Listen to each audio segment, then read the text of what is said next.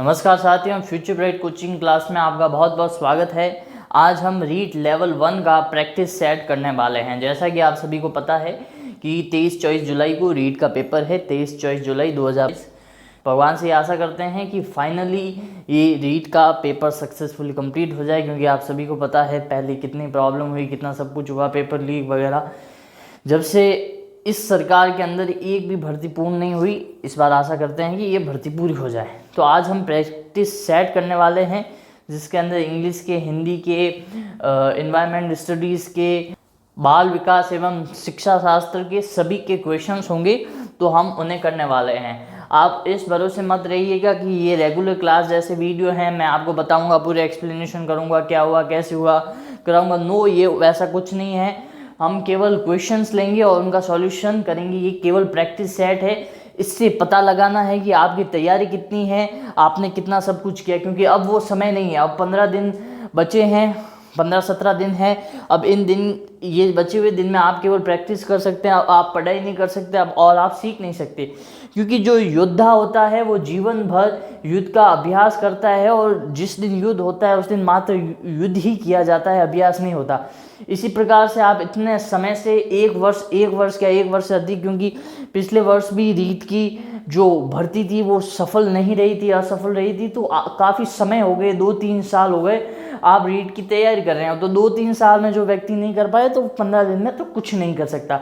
और 15 दिन में ना हम आपको कोर्स करा सकते हैं, तो अब केवल 15 दिन में आपके 15 रीड की वीडियो आएंगे। 15 के 15 प्रैक्टिस सेट और प्रीवियस ईयर के जो क्वेश्चन पेपर थे उनको हम सॉल्यूशन कराएंगे। इसके अलावा हम कुछ नहीं करा सकते, क्योंकि जीवन भर योद्धा युद्ध का अभ्यास करता है और अंतिम दिन युद्ध लड़ता है। और आपके भी रीड का ये आपने इतने समय तक अभ्यास किया, पढ़ाई की, अब आपका भी ये अंतिम समय है युद्ध लड़ने का। युद्ध लड़ने से पहले युद्ध नीति में कूदना भी आवश्यक है। अब विस्तार कोर्स से कुछ नहीं होगा। अब जो शॉर्टलाइज कोर्स है, जो क्वेश्चंस हैं उनको किए जाएंगे। तो आज हम ये प्रैक्टिस सेट 1 आज ही शुरू करते हैं, और मैं आपको वादा करता हूं कि आपके ये 15 रीड की वीडियो मैं अपलोड करता रहूँगा। लमसम 15 से 20 दिन है जिसमें मैं आपके 15 रीड के वीडियो अपलोड करूँगा। तो आपके काफ़ी हद तक पता चल जाएगा कि आपको कितना आएगा। अगर आप जैसे जस्ट एग्जाम्पल, अगर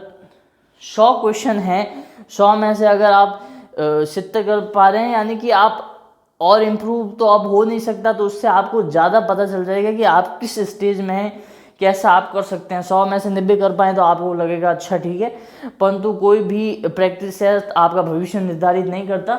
हम केवल इसका प्रैक्टिस सेट देखेंगे, तो जिससे आपको काफ़ी हद तक आपको क्लियरिटी पता चल जाएगी कि आप कहाँ खड़े हैं। तो इसलिए आज हम ये प्रैक्टिस सेट देखते हैं। चलिए साथियों, अपना प्रैक्टिस सेट शुरू करते हैं। आपकी तरह मैं खुद भी इन क्वेश्चंस को पहली बार देख रहा हूँ। ये शुरू में इंग्लिश के क्वेश्चन हैं। ये कोई सीरीज वाइज नहीं है, दीज आर रैंडमली सेलेक्टेड। तो ये रैंडमली है। इसमें इंग्लिश के भी हैं, जनरल अवेयरनेस के भी हैं, आपके एनवायरनमेंट के भी हैं, और भी अदर्स के हैं, बाल शिक्षा के भी हैं। तो सभी हैं, तो इसको आप माइंड मत कीजिएगा, ये रैंडमली हैं। तो चलिए अपने क्वेश्चन शुरू करते हैं। पहला क्वेश्चन इंग्लिश का है, we must come back by 6। हमें 6 बजे तक वापस आना है। तो इसमें मस्ट है, वो क्या चीज़ बता रहा है, व्हाट मस्ट शो। इसमें मस्ट बता क्या रहा है? फर्स्ट, पॉसिबिलिटी, संभावना बता रहा है क्या? दूसरा, एडवाइस, क्या एडवाइस दे रहा है हमें? डिज़ायर, क्या इच्छा प्रकट कर रहा है? या नेसेसिटी?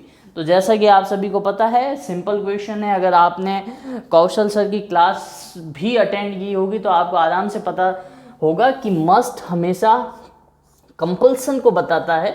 तो यहाँ पे मस्ट नेसेसिटी को बताएगा, नेसेसिटी को बताएगा। तो इसका फोर्थ है वो राइट आंसर है। आइडेंटिफाई वर्ड, इन वर्ड्स को आइडेंटिफाई कीजिए, या वर्ड्स होना चाहिए, वर्ड पर एक वर्ड को सेलेक्ट करना है, इसलिए शायद वर्ड है। Identify word sound different from another word, यानी कि उस शब्द को आइडेंटिफाई कीजिए जो कि दूसरों से अलग ध्वनि आ रही है, अलग उसका साउंड आ रही है। लुक, टुक एक आ रही है। ब्लड, बुक, तो आपको जैसे ही पता चलेगा इसमें 3 एक जैसे, लुक, टुक, बुक एक जैसे आ रहे। तो ये चौथा ब्लड है, वो अलग साउंड कर रहा है, तो इसका आंसर थर्ड वाला होगा ब्लड। ब्लड अलग साउंड कर रहा है। अपन तो ऐसे चल रहे हैं सीरीज, वैसे ऐसे है 1 2 3 4 5 6, ठीक है। ये प्रारंभ के 6 हैं और भी आगे हैं, तो अपन ने पहले से सीधा 30 पे कूद गए, ठीक है। मे आई बाय योर काऊ, तो इसमें मे क्या बता रहा है, क्या वो व्यक्ति क्या बता रहा है, क्या इसमें वो व्यक्ति एडवाइस ले रहा है, एडवाइस क्यों लेगा उस व्यक्ति से। दूसरा, क्या वो व्यक्ति परमिशन मांग रहा है। तीसरा, क्या वो डिजायर है, उसकी इच्छा है। या चौथा, वो नेसेसिटी, तो नेसेसिटी है नहीं, वो काऊ खरीदना चाहता है, एडवाइस क्यों मांगेगा, गाय तो उसकी है। डिजायर तो हो नहीं सकती क्योंकि गाय उसकी है, तो इसके अंदर परमिशन हो गया, क्योंकि गाँव का मे आई बाई योर काऊ, तो काऊ उसकी है, तो इसके अंदर काऊ उसकी है, इसके लिए परमिशन होगी, तो इसका सही जवाब यही है सेकंड वाला, ठीक है। चौथा, point out the word which has different sound, same यही है थर्ड फोर्थ, इसमें डिफरेंट साउंड वाला बताइए। Surprise, promise, wise, spice. Surprise, wise, spice, एक साउंड आ रही है। प्रॉमिस है, इसकी अलग साउंड आ रही, तो ये इसका सही जवाब है प्रॉमिस, ठीक है। आगे बढ़िए, ये इंग्लिश का नहीं है। To be successful teacher while of the following qualities according to you most essential, एक सफल शिक्षक होने के लिए कौन सी आपके अंदर क्वालिटी होनी चाहिए। पंक्चुअलिटी, वो हर व्यक्ति में होनी चाहिए, ना केवल टीचर में बल्कि हर जॉब में, हर फील्ड के अंदर पंक्चुअलिटी जरूरी है। सीनियरसिटी, नहीं, सीनियरसिटी भी हर जगह जरूरी होती है। सफिशिएंट नॉलेज ऑफ सब्जेक्ट, अगर उस व्यक्ति को सफिशिएंट नॉलेज है तभी तो वो टीचर है, तो ये भी नहीं होगा। स्ट्रिक्ट एंड डिसिप्लिनरियन, ठीक है, तो इसका सही जवाब ये है स्ट्रिक्ट एंड डिसिप्लिनरियन, ठीक है। छठे क्वेश्चन की ओर बढ़ते हैं, छठे प्रश्न की ओर बढ़ते हैं। While walking on the road, if someone asked me about direction, road पे चलते हुए मुझे कोई डायरेक्शन के लिए पूछेगा तो मेरे दिमाग के अंदर क्या थॉट आएगी। First, I am surprise where he come from, मैं एकदम आश्चर्य होगा कि वो कहाँ से आया, पर उसने ये थोड़ी पूछा कि मैं कहाँ से आया हूँ, उसने पूछा मेरे को डायरेक्शन बताओ। Think that he is stopping was something ill, मतलब कुछ अलग है, कुछ और कारण है, इसलिए उसने रोका नहीं, उसने तो डायरेक्शन पूछा। ये तो देखिए ऐसे ऐसे एग्जाम्पल तो इसीलिए डाले जाते हैं ताकि बच्चे को कन्फ्यूज किए, ये आसान ही एग्जाम्पल होते हैं जो हमें निकालते हैं। आई am surprise how such fools this in the world, मैं सरप्राइज होऊंगा, आश्चर्य होऊंगा कि कैसे कैसे बेवकूफ़ इस दुनिया में। अगर आश्चर्य हो तो भी लिखना मत क्वेश्चन पेपर में, आश्चर्य हो सकता है परंतु हमें लिखना नहीं है। विल गाइड हिम प्रॉपरली, हम उसे प्रॉपरली गाइड करेंगे। अब जो अच्छी अच्छी बातें होती है वही तो क्वेश्चन पेपर में आती है, अगर बुरा आता हो तो सब पास हो जाते, तो अच्छी अच्छी बातें आती, तो ये तो ईजी है, हम उसे गाइड करेंगे सही से कि कहाँ जाना है, कैसे जाना है। चलिए साथियों, आपके अगला प्रश्न है, which of the following qualities the students should have most, इनमें से कौन सी क्वालिटी स्टूडेंट के अंदर होनी चाहिए। To stand first in class, to obey the teacher, to elected the president of student association, to be help other student. तो पहला हो गया to stand in first in row, तो ये कोई क्वालिटी नहीं है पहली रो के अंदर। फर्स्ट सबसे पहले खड़ा होना कोई क्वालिटी नहीं है। टू ओबे द टीचर, गुरु के पालना करना, आदेश का पालन करना हर कोई करता है, ये भी कोई क्वालिटी नहीं है। To elected the president of student association, तो एक प्रश्न हमेशा ऐसा आता है जो तो बिल्कुल क्लियर रॉन्ग होता है, तो इसमें ये ऑप्शन रॉन्ग है, तो इसको आपको सबसे पहले ऐसा ऑप्शन जब भी आप आए उसको रिमूव कर देना चाहिए। To help the other student, दूसरे विद्यार्थियों की मदद करना, क्योंकि जैसे कि मैंने आपको पहले बताया कि हमेशा वही प्रश्न आएंगे जो कि पॉजिटिविटी को बताते हैं, सकारात्मक को बताते हैं, अच्छे नेचर को बताते हैं, एक व्यक्ति का अच्छा व्यवहार को बताते हैं। अगला प्रश्न number 8, question number 8, if a student get injured in class what will you do, अगर एक विद्यार्थी कक्षा के अंदर घायल हो जाता है तो आप क्या करेंगे, आप क्या करोगे, ठीक है। विल यू नॉट पे द अटेंशन टू हिम, आप उसको अटेंशन ही नहीं दोगे, आप उस पर ध्यान ही नहीं दोगे, ऐसा तो हो नहीं सकता, तो ये कट गया, ठीक है। You will send him home, आप उसको घर भेज दोगे। तो घर अगर चोट चोटी हुई तो घर क्यों भेजेंगे, और घर कोई डॉक्टर थोड़ी बैठा है जो घर भेजेंगे। Inform to the principal, principal क्या करेगा, प्रिंसिपल को डॉक्टर थोड़ी इलाज थोड़ी करेगा। हाँ, अगर इसमें कोई दूसरा ऑप्शन नहीं होता, यही ऑप्शन होता कि प्रिंसिपल को इन्फॉर्म करें और प्रिंसिपल आगे डॉक्टर को बुलाए, तो यहाँ तक ठीक ही था। Will give him first add needed, will send for doctor, आप उसको फर्स्ट एड दोगे अगर उसको आवश्यकता होगी, या फिर आप उसको डॉक्टर के पास भेजोगे। तो ये इससे ज़्यादा रिलेवेंट ऑप्शन है, इससे ज़्यादा अच्छा ऑप्शन है, तो आप इस पर टिक करोगे।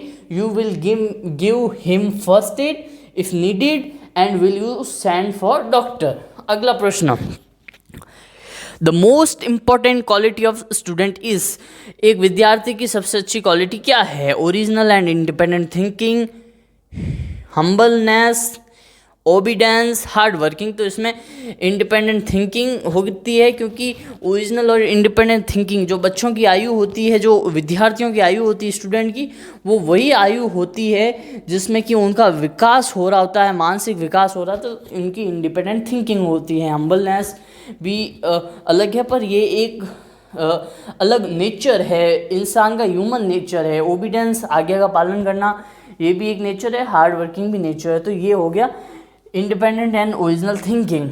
अगला प्रश्न, when you are at the school what kind of boy passing through you will disturb the least.